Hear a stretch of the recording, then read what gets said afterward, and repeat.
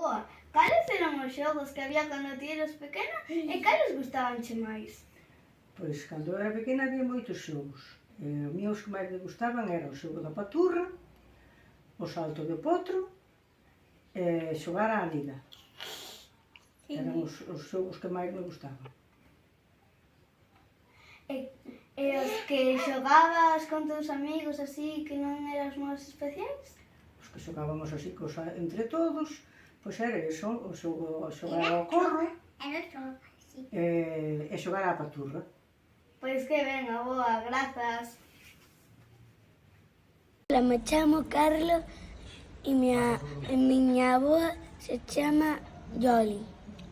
Xogaba ao huevo, pico e araña. Consistía en facer 2 equipos. Tumbábase en un chan arriba de outro. Ora abaixo tiña que adivinar o que era el de arriba, o pico a araña.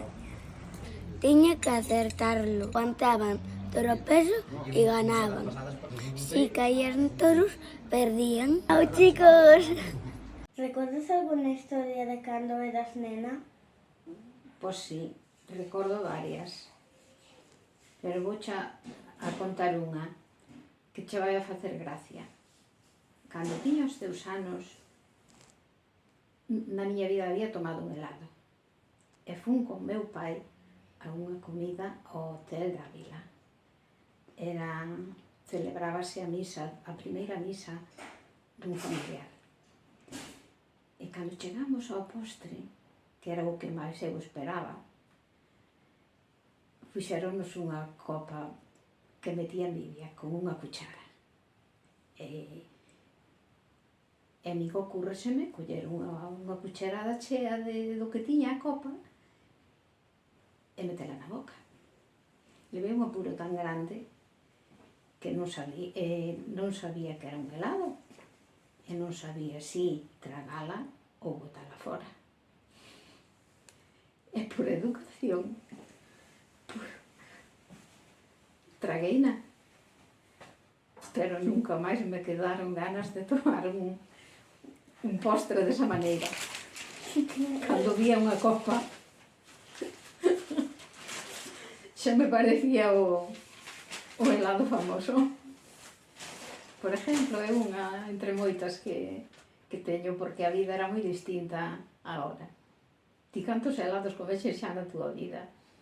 Eu nunca había tomado un, por eso non sabía o que era. Hola, Arturo. Querías preguntar alguna cousa? Recordas alguna historia ou algún xogo cando eras pequeno? Home, algunha historia así, xogo, eu non fun moito así de xogos. Xogaba solamente a estornela, pero pouco, e as bolas.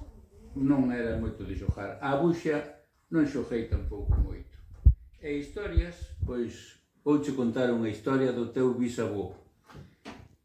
Esa historia xa fai agora 60 anos desa historia. Eu tiña 8 anos. Os aniños que tes ti agora, 8. E fíjate, teño 68, pois entonces fai 60 anos desa historia.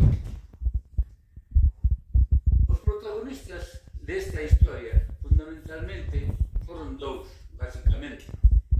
Foi o meu pai, o teu bisabuelo Nito, e o outro, un raposiño pequeno, que el pretendeu domesticar.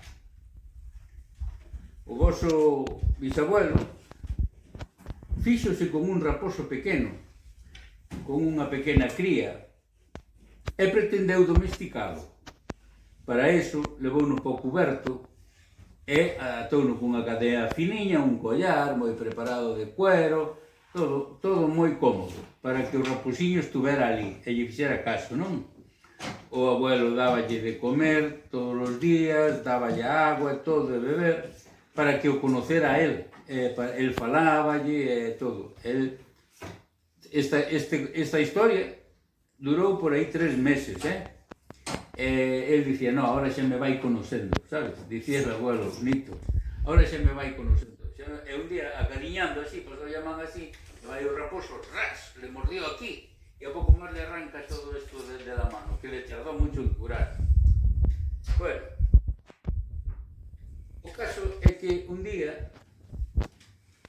o raposo, non sabemos como, soltouse da cadeniña que tiña, que era unha cadena moi delgada, non? Non sabemos se rompeu el, se que pasou no collar, porque o raposo non apareceu. Vou vos dicir como non apareceu, por iso non sabemos ben como se soltou. Pero marchou e aí transcurriron aí comenzou o desastre. E o desastre é que nos enteramos de que marchara o raposo por o ruído terrible que escoitamos na casa dos veciños. Que pasou? Salimos a ver que pasaba, e o que pasaba era que o raposiño entrou na casa dos veciños, foi ao jaliñeiro e matoulle 27 jaliñas. Cuidado, casi nada, Allá intentaron coller o raposo, pero o raposo ras, patas pa que os quero, e se largou. E aí acabou o conto do... Non sabemos máis dese raposiño. Acabou o conto aí. E o bisabuelo Nito non logrou domesticar a ese raposiño. Pero bueno, alá arreglou despois co vixiño, non sei como arreglaron, se lle compraría as galiñas e que faría. Pero o raposo matounas, solo mataba, dedicábase a matar, plum, apertáballe o cuello, pum, pum, pum, a matar. Este é o final do conto do raposiño que tivemos en San Miguel. Vale, Arturo? Bueno. A miña historia vai sobre os xogos tradicionais, as chapas. O xogo consiste en levar a chapa dende o principio da pista ata o final. A chapa levase a golpeciños sin saírse da pista, podendo golpear ca propia chapa ou compañeiro para eliminalo. Se unha chapa sai da pista, é eliminado. Os xogadores compiten para chegar primeiro á liña de chegada. Aboa, nos tempos de antes, como xogabades? Non tiñamos moito tempo para xogar en que quixéramos, porque cando non íbamos á escola tiñamos que ir cas vacas po monte, antes de que levantaban no cediño, antes de que houbera sol, porque senón había moscas, e veña cas vacas po monte. E cando viñamos de volta, se queríamos xogar un pouquiño, miña irmán e máis eu, que miña irmán é a abuela de Sabela. Non sei se ti o sabes, pero é a abuela de Sabela, miña irmán. Pois xogábamos, pero collíamos unhas espigas, así en tempo de novo, que teñen así unha especie de pelito, e xa nos facía de pelo. E poñíamoslle un vestidiño e todas contentas, porque non tiñamos muñecas como tendes agora. Agora tendes muñecas a montón, e máis non estades contentas nunca. E se non tiñamos outro traballo que facer, como ir cas vacas ou así, tiñamos que ir lavar ao río, porque non había lavadora como hai agora. E cando viñamos, botábamos a roupa, chamábamoslle a clareo, para que se quedase limpiña, e despois máis tarde fixéronnos ali un pilón para lavar, que sacábamos a agua a caldeiros do pozo. E nós todas contentas, con aquel lavadero era como ahora a lavadora. Estábamos tan contentas lavando ali que... Ibais a alguna festa? Algunha íbamos, pero que fose por aquí cerquiña, porque non había coche. Entonces, tiña que ser aquí cerquiña.